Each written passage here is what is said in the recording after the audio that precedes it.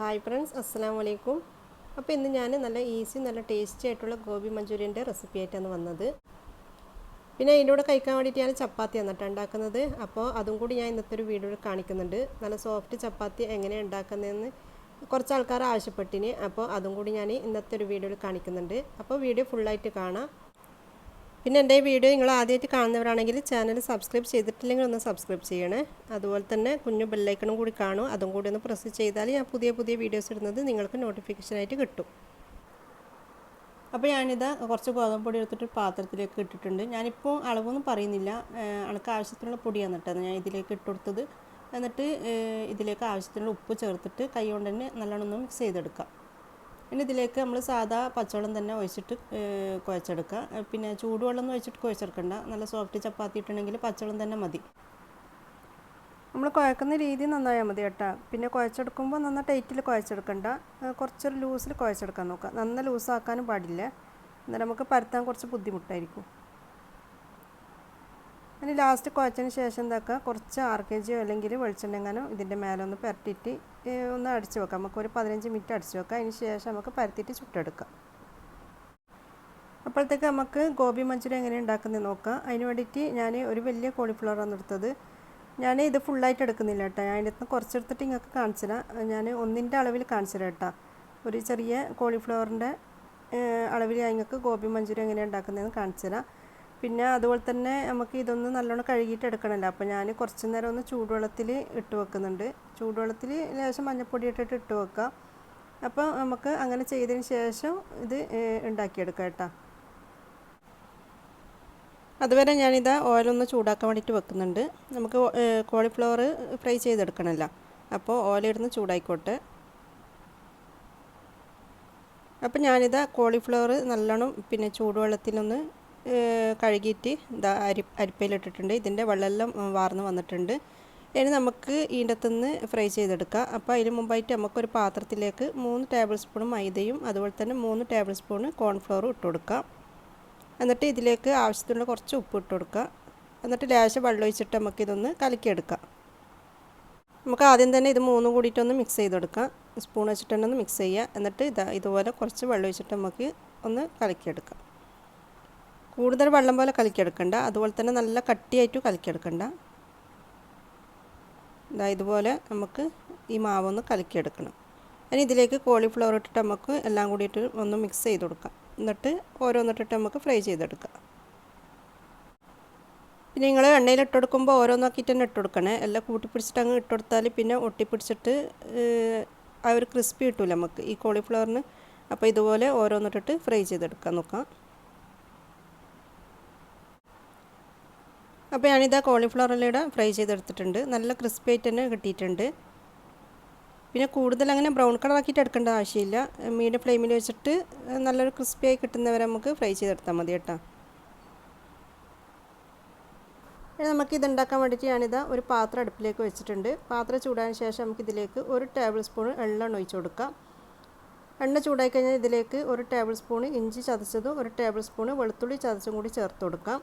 എന്നിട്ട് ഇതൊന്ന് വാട്ടിക്കൊടുക്കുക. ഇതിൻ്റെ ഒരു പച്ചമണം മാറുന്നതിനൊന്ന് വാട്ടിക്കൊടുക്കുക. ഇതിൻ്റെ കൂടെ തന്നെ ഞാൻ 3 പച്ചമുളക് ചെറുതായിട്ട് മുറിച്ചതും കൂടി ചേർത്ത് കൊടുക്കുന്നുണ്ട്. പിന്നെ വേണ്ടത് 2 ടേബിൾ സ്പൂൺ ഉള്ളി.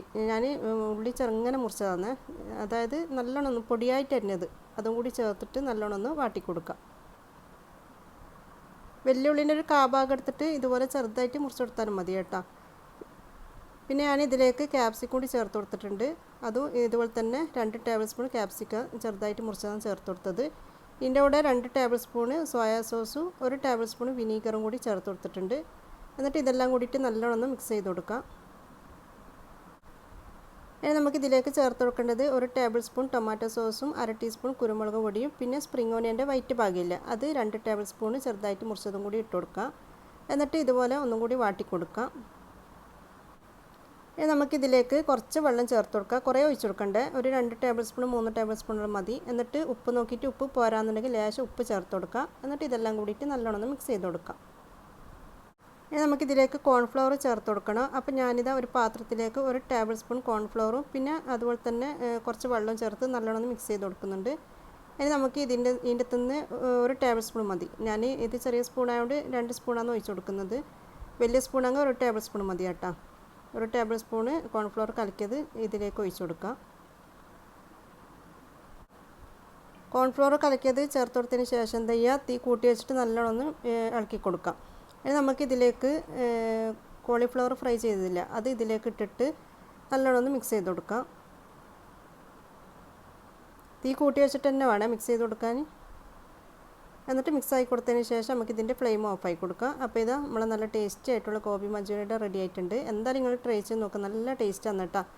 പിന്നെ നിങ്ങൾക്ക് കുറച്ച് ഗ്രേവിയോട് കൂടി വേണമെന്നുണ്ടെങ്കിൽ കുറച്ച് വെള്ളം ചേർത്തിട്ട് ചെയ്തെടുത്താലും മതി.